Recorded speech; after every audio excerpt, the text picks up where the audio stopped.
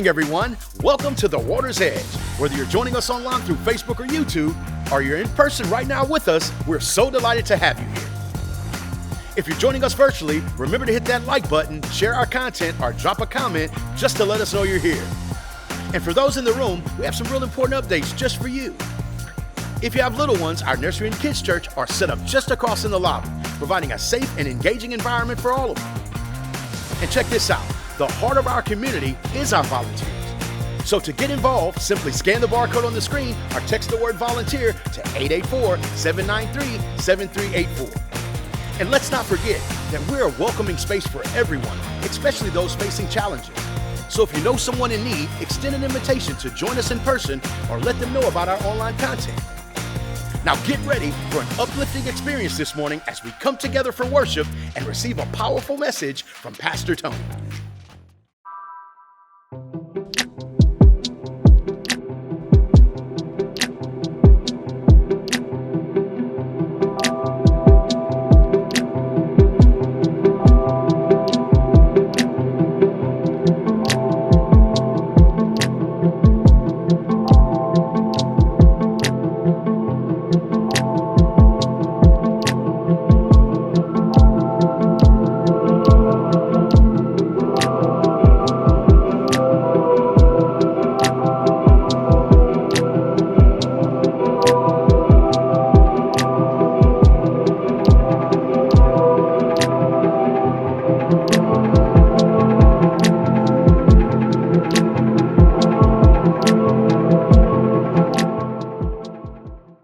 What's up, everyone? Good morning, and once again, welcome to our Water's Edge online Sunday morning worship experience. Thank you so very much for hanging out with us today and tuning in.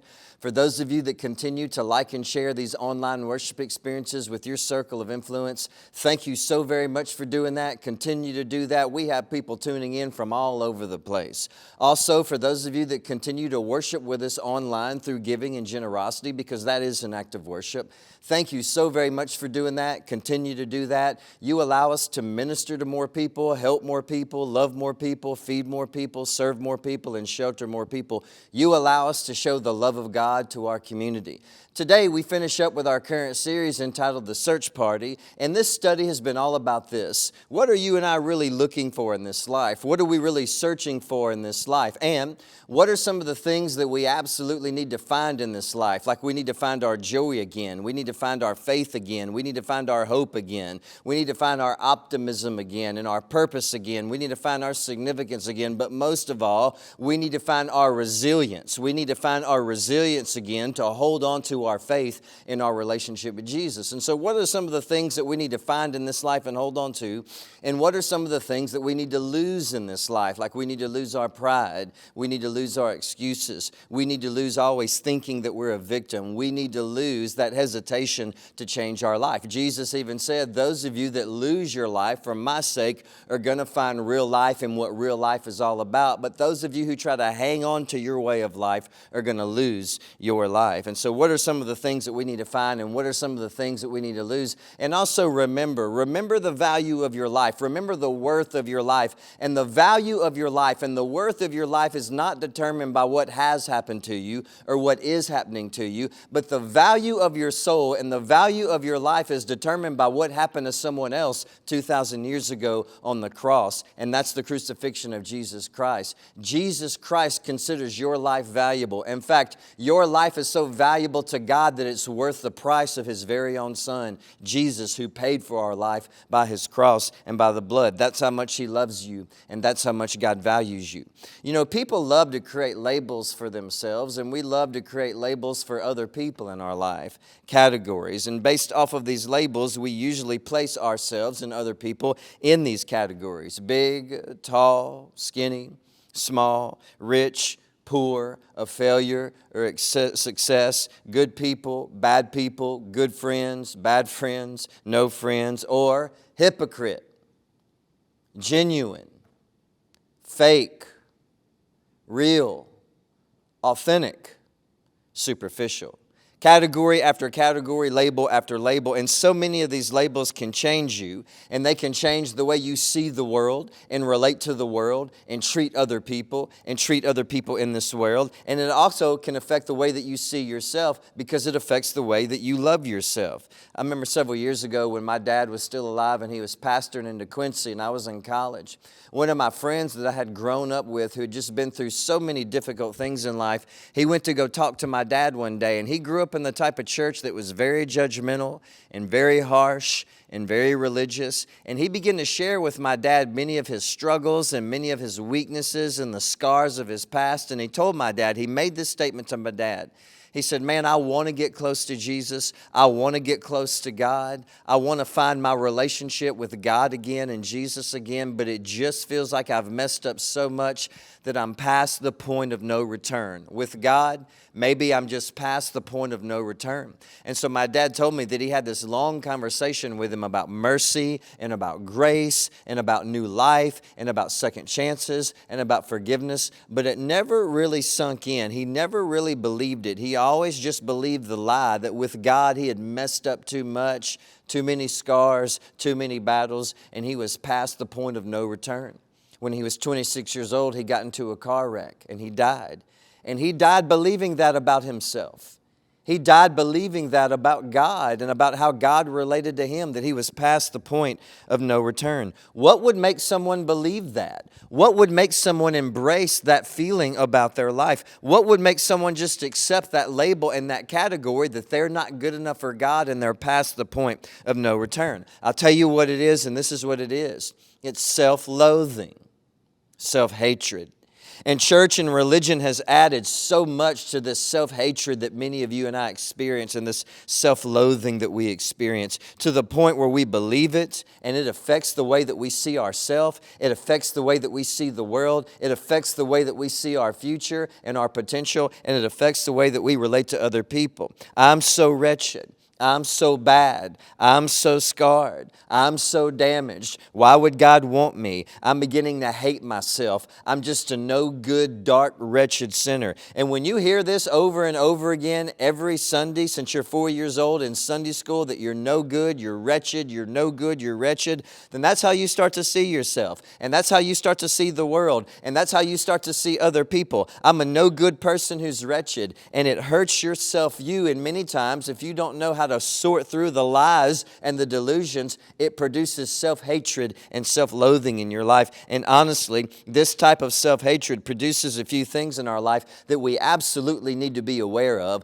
The first thing is this, and notice this today: you begin to fulfill the worst story that you believe about yourself. When you and I constantly focus and we constantly dwell on and we constantly let these thoughts of self-hatred and self-loathing consume our minds, that's when we constantly focus on those behaviors, and we start to believe all of that about ourselves, and that leads us to seeing a cycle of always seeing the worst in ourselves and believing the worst about ourselves. It also does this.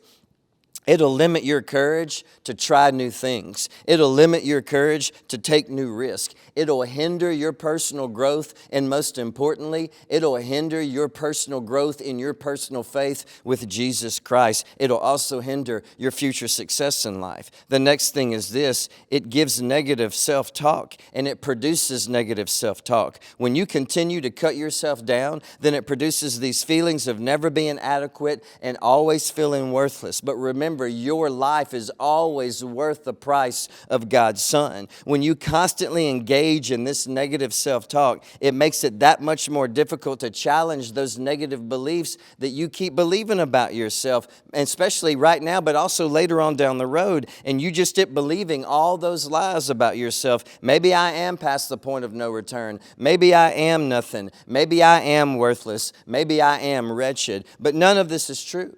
Something else is this: it has a negative impact on your social life. Listen to me. You will never have healthy relationships in your life if you hate yourself. You will never have healthy relationships in society if you always feel like you're not good enough and you don't measure up. No one else can enter your life and fix that for you. No one else can enter your life and love that out of you. If you've bought into the lie that you're nothing, you're no good, you're past the point of no return, you're damaged goods, you're worthless, no one else can enter your life and be in love with you enough to fix that for you, or to love you enough and support you enough to fix that for you, because you don't love yourself. And if you don't love yourself, no one else can love you out of that. You have to stop believing those false stories and those false narratives about your life.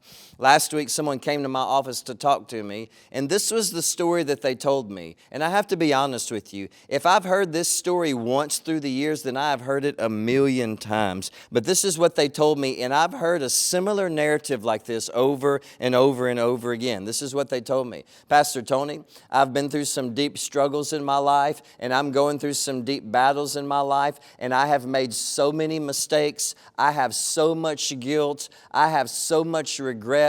And so I knew that I needed to turn my heart over to God. I knew I needed to have faith in Jesus and give my life over to Jesus. I knew that I needed to start over and just have a fresh start. And so I started coming to church. And Pastor Tony, as soon as I started coming to church, there was people around me that started accusing me of being fake.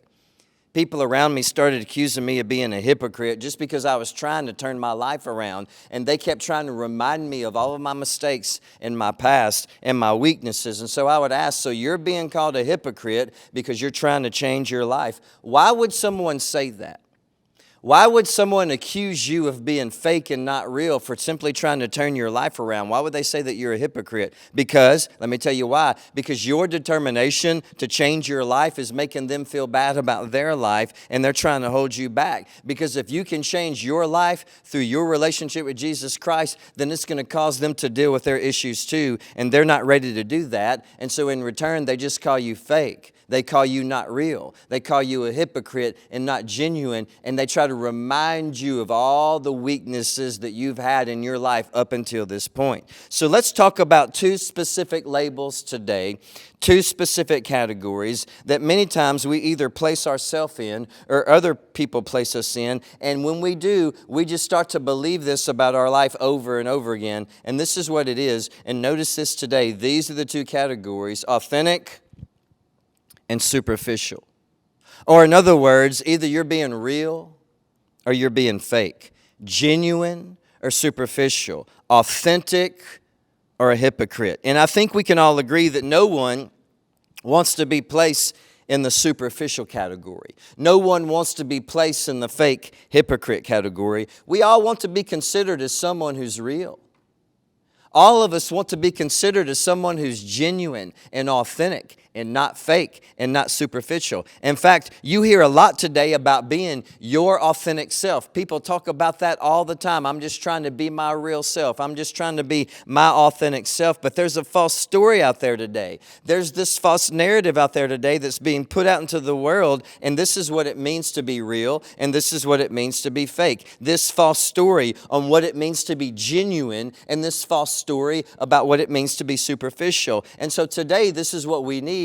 We need the truth to set the record straight. But first, check this out. If you're still with me, say I'm still with you. Psalm chapter 139, verses 13 through 18. You made all the delicate inner parts of my body, and you knit me together in my mother's womb. Thank you for making me so wonderfully complex. Your workmanship is marvelous. How well do I know it? You watched me as I was being formed in utter seclusion, as I was woven together in the dark of the womb. You saw me before I was born. Every day of my life was recorded in your book. Every moment was laid out before a single day had passed. How precious are your thoughts about me, O God. They cannot be numbered. I can't even count them. They outnumber the grains of the sand. And when I wake up, you're still with me. Now, this amazing passage, this amazing prayer, this amazing poetry was written by King David. King David who experienced guilt, King David who experienced regret and shame and sin and weaknesses and giants and battles and failures and heartache and inner pain. And he writes this beautiful prayer that God knows him, that God knows every detail about him. In fact, God knew every detail about his life before he was even born, and yet his thoughts about him are still precious, and his precious thoughts about him still outnumber all the stars in the sky and all the grains of sand in the world. And basically that means this: God knows us. God knows you. God knows everything that's hidden. God knows everything that's in the dark. God knows all of our secrets. He knows all of our victories. He knows all of our battles. He knows all of our ways that we overcome. He knows all of our strengths. He knows all of our weaknesses. He knows the good and the bad. And yet God's thoughts about us are still precious. He knows everything that's hidden, and He still calls you precious. And I know what some of you are thinking, Tony, what does that mean for me? It means this. It means that you're not fake just because you have struggles in life. You're not superficial just because you have struggles in life. You're not a hypocrite just because you have battles in life, just because you have struggles. That doesn't mean that you're not real. Just because you have giants, that doesn't mean that you're not real. Just because you have guilt, shame, and regret and a past, that doesn't mean that you're fake. That doesn't mean that you're not real. That doesn't mean that you're not genuine. God knows all of that. He knew everything before you were even born. He knew everything that you would do before you did it. He knew everything that you would say before you said it. He knew everything that you would think before you ever thought it. He knew every path that you would take in this life, and yet He still calls you precious. The value of your life is not determined by what has happened to you. It's determined by what happened to someone else 2,000 years ago. Jesus Christ loves you no matter what. You're precious to Him. But there's also this false narrative out in the world today that's just not true. And so I want us to find the truth today. Notice what this narrative says. If you're still with me, say I'm still with you. This is what it says. This is what the world says. You can get on social media, people post this, it makes people feel good about themselves, but it's simply not true. But this is the false story that the world is putting out there today about what it means to be real and what it means to be fake, what it means to be genuine and what it means to be superficial. This is what it says. The faker you are, the bigger your circle will be. The more real you are, the smaller your circle will be. These are well-known facts. Actually, these are not well-known facts. Actually, this is not true at all. And so let's break this mindset down so we can get to the truth. But first, notice this, Romans chapter 12, verse 2. Don't copy the behavior and the customs of this world, but let God transform you into a new person by changing the way that you think. Let God transform you into a new person by changing the way that you think. Then you'll learn to know God's will for you, which is good and pleasing and perfect. The world has a mindset. The world has a certain way of thinking. The world has certain customs that govern their life. The world has a certain way of training you to look at the world and to look at yourself and to look at your life. And right here, the missionary makes it very clear to not copy the customs and the behaviors of this world, but that your life can be transformed. Your heart can be transformed. Your soul can be transformed. Your entire life can be transformed. How? By changing the way that you think. In fact, the word repent even means to change your mind. Your life can transform simply by changing the way that you think. The way we think about ourselves, the way that we think about God, the way that we think about our pain, the way that we think about our future, the way that we think about our faith can set us up for personal growth or personal discouragement. And so let's go back to these labels, these two categories that the world tries to put us in: authentic or superficial, real or fake, a hypocrite or genuine. The world has actually got it backwards, and let me show you how. The world tells us that in order to be real or authentic, then we need to express or embrace our negative thoughts and our negative emotions, our negative feelings. If you feel like speaking your mind, just speak your mind, just be real. If you're having a bad day, embrace it and accept it. Don't try to pretend to be happy, just be real. If you're having a negative day, don't try to pretend to be positive, just be real. You're going through a painful circumstance, you're going through a painful storm, you're going through a painful battle. It's affected your moods, it's affected your attitudes, it's affected your self-esteem. It makes you sad, it makes you feel low, it makes you unload on people, it makes you want to isolate yourself. If that's how you really feel, don't be fake and fight for your hope. Don't be fake and fight for your joy. Don't be fake and fight for your happiness. Don't be fake and try to turn your day around by trying to turn that storm around. Just be real and embrace all the negativity. Don't be fake by trying to find some hope in your discouragement. Don't be overly positive when your life is tough, because that's not being real. That's being fake. In fact, some people call this toxic positivity. How can being positive be toxic? But listen to me. That's the pattern of this world talking. That's the mindset and the customs and the behaviors of this world talking. That's not Jesus speaking to you, and that's not truth speaking to you. This is not forgiveness speaking to you. This is not grace and mercy speaking to you. It's a lie. We often hear that expressing negative emotions is what's being real, and expressing and fighting hard to be positive, it's what's being fake. And the exact opposite is the truth. We don't have small circles in life because we're just being real. We have small circles in life because we have braced the negativity, and it's made us into a moody person, an overly offensive person, a person who's easily offended, someone who's reactionary, someone who's mean, someone who can't control their words, someone who can't control their post, someone who can't control their outburst. And this is why people can't handle you. Your circle is small, not because you're being yourself and you're being real, and people just can't handle how sassy you are. People just can't handle how moody you are. People just can't handle your real self, and that's why your circle is small. No, that's not true at all. Sometimes people have bigger circles than you, not because they're being fake, simply because they're nice. And nice isn't fake. Sometimes people have bigger circles than you simply because they're being loving. And loving isn't fake. Sometimes people have bigger circles than you because they're patient with people that are different than you. And being patient isn't being fake. Sometimes it's because they're loving, kind, and long-suffering. And none of that is being fake. None of that is superficial. In fact, remember this today. If you're still with me, say I'm still with you. It's the negative emotions that we feel and express that's actually superficial and fake. And let me tell you why. Because the negative, it's easy to get there. There's no work involved in that. Now remember this and notice this today. What's actually the most authentic is doing the hard work to change your negative into the positive. That's what's real. Positive emotions and thinking is deep. Positive emotions and thinking is deep, and it takes work to get there. Discouragement is easy. Hope takes hard work and resilience to get there. You have to pay a price to get there. You have to pay a price to be positive. Let me say that again. You have to pay a price to be positive. Despair is easy. Hope pays a price, and that's what's real.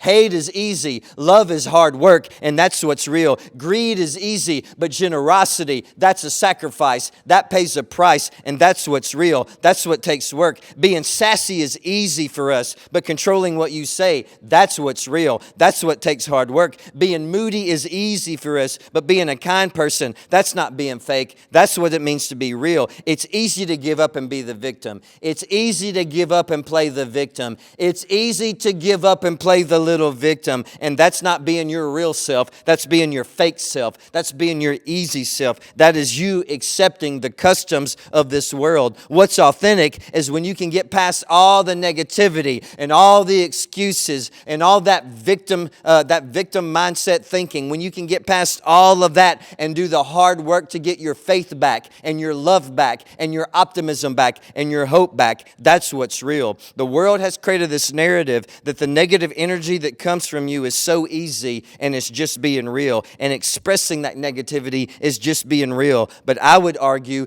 that when we look at everything through the lens of Jesus Christ, then that's actually what it means to be fake.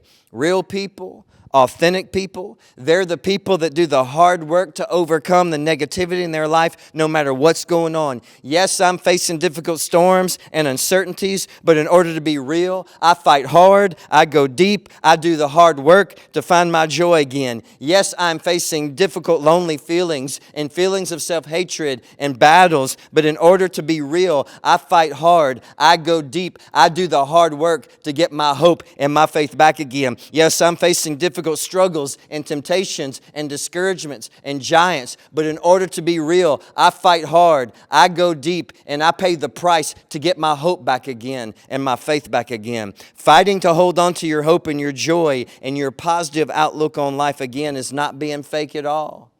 It's the most authentic thing you can do. And actually, it's one of the most spiritual things you can do.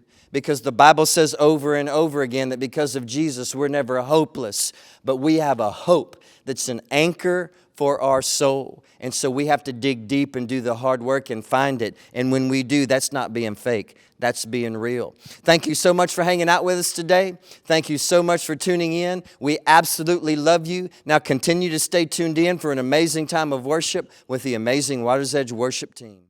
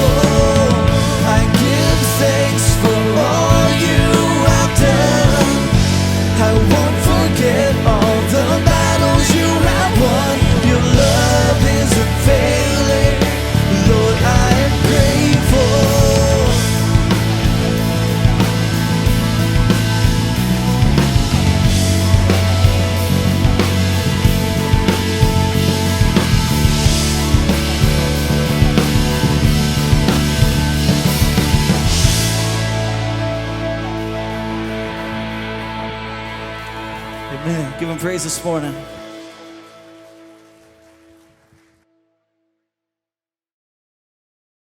What a powerful message from Pastor Tony. And we sincerely hope today's worship experience has left you feeling encouraged and inspired. And if you found a connection in the service and want to stay engaged throughout the week, check us out on social media at Water's Edge Gathering on Facebook or Water's Edge _LC on Instagram. And for a more interactive experience, consider downloading our app.